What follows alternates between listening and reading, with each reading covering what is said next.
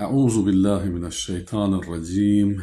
Bismillahirrahmanirrahim. Vesselamu vessalatu ala Resulil emin ve ala alihi ve sahbihi ecmaîn ve amma ba'd. Aziz kardeşler, canlı yayınımıza hoş geldiniz. Bu tefsir derslerimizden 8. dersti ki Allah Subhanahu Teala'nın rahmetiyle devam ediyoruz. Şeyh Sa'di rahmetullahi aleyhin tefsirinden Bekara suresinden 5. ayete kadar elhamdülillah ders verdik. Geçen hafta ve bil ahireti hum yuqinun ulaike ala huden min rabbihim ve ulaike humul muflihuni ders dedik. Dedik ki onlar ki ahiret gününe yakin edeyler. Allah Subhanahu Teala burada yakın kelimesiyle bunu getiriyor. İman değil, yakin yani tam kalbiyle ne dilde yakin etmek. Ve dedik ki gaybe iman etmek de birinci sıfatı ki Bekara suresinin evvelinde Allah Subhanahu Teala müminlere adap arıyor. İman etmek ahirete, gaybe imanın denedi içindedir. Ama niye Allah Subhanahu Teala tekraren ahiret gününe iman etmeyi, yakin etmeyi özel olarak da altını çizerek de tekrar ediyor? Onun için ki dedik ki herkes ahirete yakini olsa, Rabbel Alemin'in önünde durup sorgulanmaktan korksa, hayır işler fazla görer ve nefsini kötülüklerden alıkoyar. Böyle bir iman, böyle bir yakın kalpte olduğu insan her hayrı elde edebilir.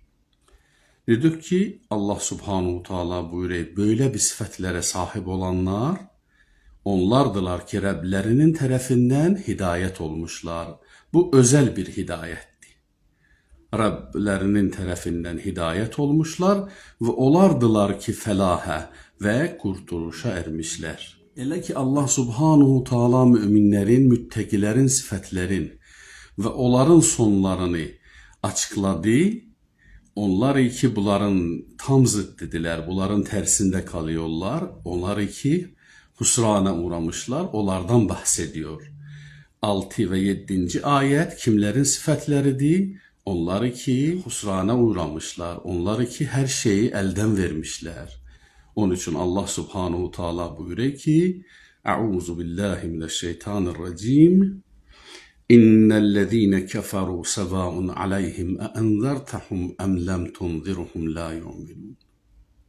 Khatamallahu ala kulubihim ve ala sam'ihim ve ala absarihim gışâve ve lehum azâbun azîm. Yakinen onlar iki küfrü seçtiler.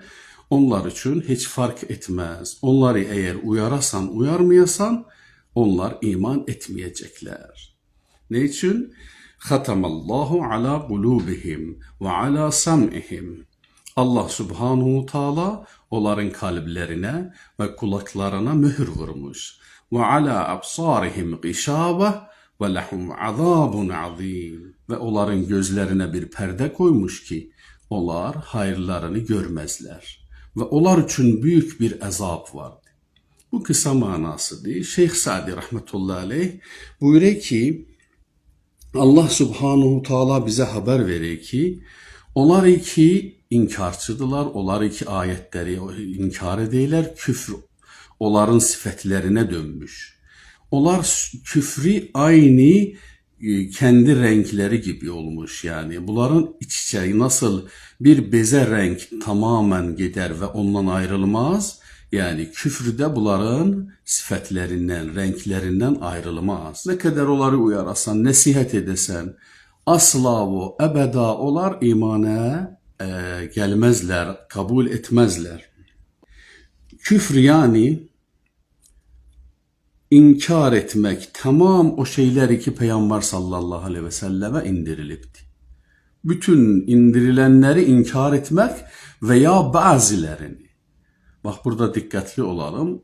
İndirilenlerin hepsini veya bir bazısını da inkar eden insanlara kafir değiller.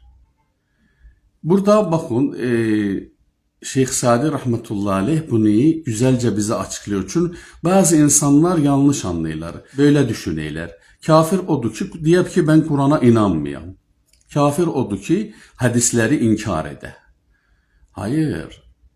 O da kafirdi. O asli kafirdi. Ama burada Şeyh rahmetullahi aleyh buyuruyor ki hatta bazı Kur'an'ın ayetlerinden veya sahih hadislerden ki icmaya gelmiş, mütevatir ve tamam ümmet ona icma etmiş ki sahihdi. Bir küçük bir şeyinde inkar edesen, hükmünü kabul etmeyesen kafir olaysan, mürted olaysan. Pəs burada dikkatli olarım ki, onlar ki kafir deyil Kur'an'da veya başka yerlerde tek onlar değiller ki Allah Subhanahu Taala'nı inkar edirlər, Kur'an'ı inkar edirlər. Buyuruyor Şeyh Sadi rahmetullahi aleyh, Resulullah sallallahu aleyhe gelenin hepsine veya bazısına da inkar edenler bu sifete hakimdiler, bu sifete sahipdiler. Pəs küfrün mənasını da anlıyoruz. Ve ondan sonra buyuruyor ki niye bunlar bu kadar inkar ederler, niye böyle yaparlar? Onun için ki onların kalplerine mühür vurulmuş. Bəs niye Allah Subhanahu Taala bunlara da ayet göndermiş ve bunları da hitap ediyor? Şeyh rahmetullahi aleyh buyuruyor ki onun için ki onlara hüccet tamam olsun. Bəs belki bir soru işareti gele niye gönderilipdi ve niye böyle hitap olupdi eğer onlar iman etmeyecekler? Buyuruyor ki onun için ki hüccet onlara tamam olsun.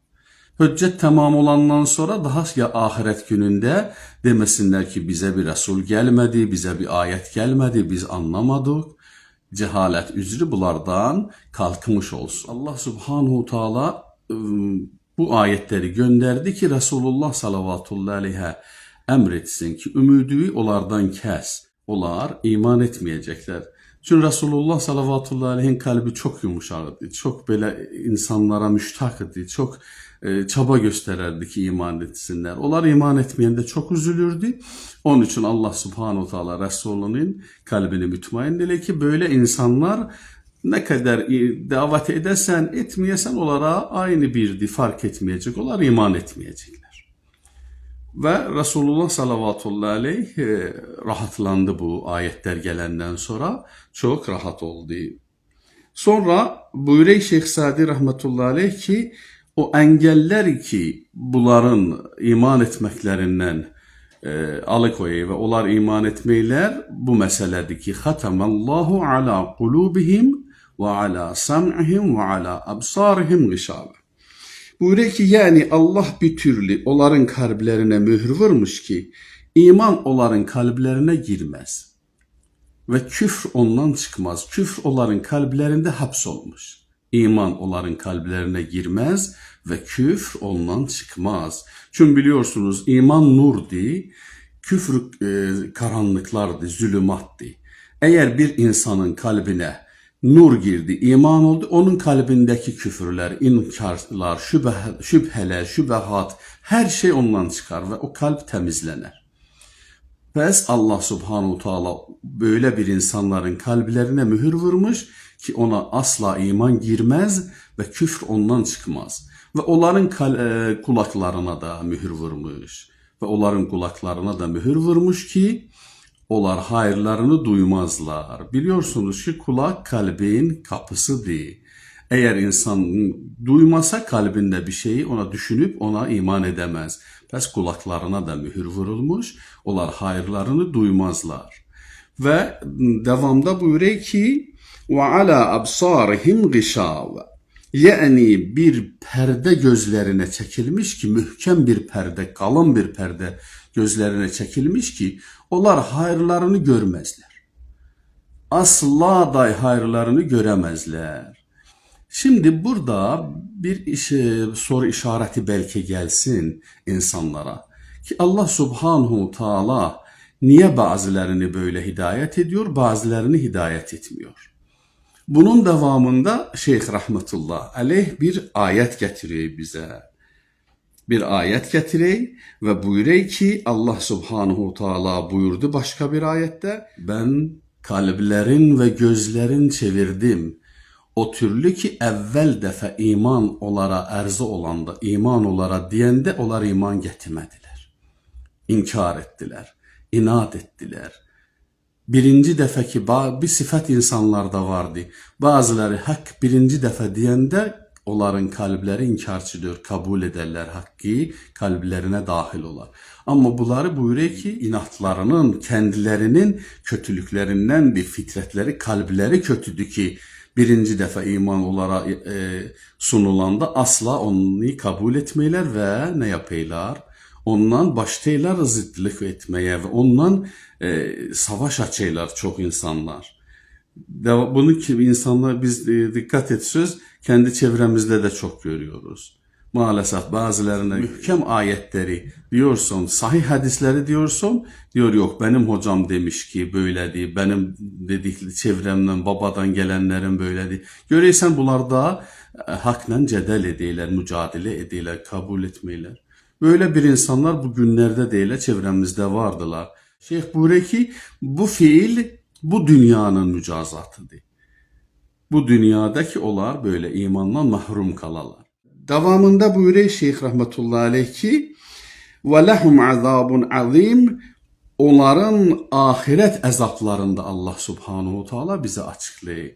Ki onlara bir əzabı vardı ki ahirette əzim bir əzaba düçar olacaklar ki kimse öyle bir əzabı görmemiş ve təsəvvür edemez. Ve bundan ve bu azaplardan cehennemin azaplarıdır biliyorsunuz.